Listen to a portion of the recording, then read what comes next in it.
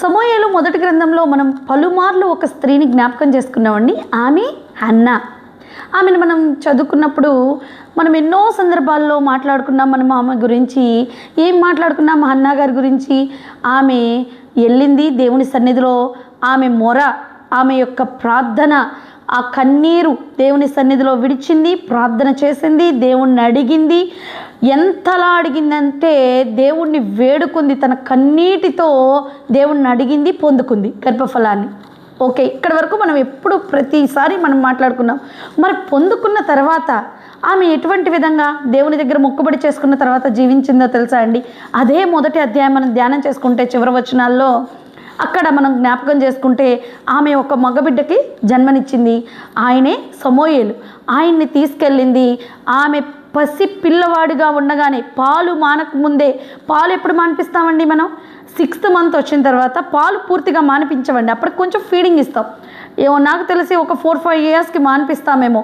కానీ ఆమె ఒక 6 months 7 months I think 1 year బేబీని తీసుకెళ్ళి దేవుని సన్నిధిలో సమర్పించుకోవడానికి సిద్ధపాటు కలిగింది ఆమె.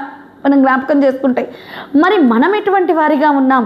ఆమెలో ఎటువంటి లక్షణాన్ని మనము నేర్చుకోవాలి అంటే ఈ రోజున ఆమె దేవుని దగ్గర అడిగింది, పొందుకుంది, అలాగే తిరిగి దేవునికి మళ్ళీ తన బిడ్డను సమర్పించుకుంది. మనం జ్ఞాపకం చేసుకుంటే ఎప్పుడైనా సరే మనం దేవుని దగ్గర అడుగుతాం, పొందుకుంటాం. మరి తర్వాత దేవుని దగ్గర మనం సమర్పించుకుంటున్నామా లేదా అది జ్ఞాపకం చేసుకోవాలి. ఆమెలో గొప్ప లక్షణం మనం జ్ఞాపకం చేసుకుంటే ఆమె వలె ప్రార్థించాలనుకున్నాం మనం ప్రతిసారి. కానీ ఆమె తర్వాత దేవుని సన్నిధిలో నిలుపుకుంది, తన మాటని ప్రతిష్ఠ చేసుకుంది, తన బిడ్డని సమర్పించుకుంది దేవునికి.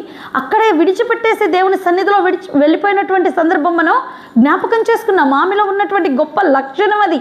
కాబట్టి మనము తల్లులుగా ఎటువంటి విధంగా ఉండాలో తెలుసా అండి? మనము ఒక కోట్ చెప్తోంది, mother is a first teacher for the child. మన తల్లులమే ఒక మంచి టీచర్ వంటండి, ఫస్ట్ టీచర్ వంట బిడ్డలకి. మరి మనం చెప్తే వారు వింటారు కదా.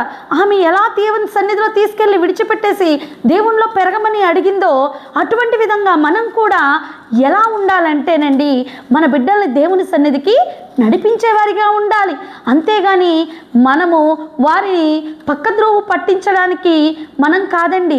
దేవుని సన్నిధిలో అటువంటి స్త్రీలుగా మనం ఉండకూడదు. ఎటువంటి వారిగా ఉండాలి? దేవుని దగ్గరికి నడిపించాలి, దేవుని మాటలు నేర్పించాలి, కూర్చోబెట్టుకొని నువ్వు ప్రార్థన చేయించాలి. అప్పుడు ఖచ్చితంగా నీ కుటుంబం ఆశీర్వదింపబడిద్ది.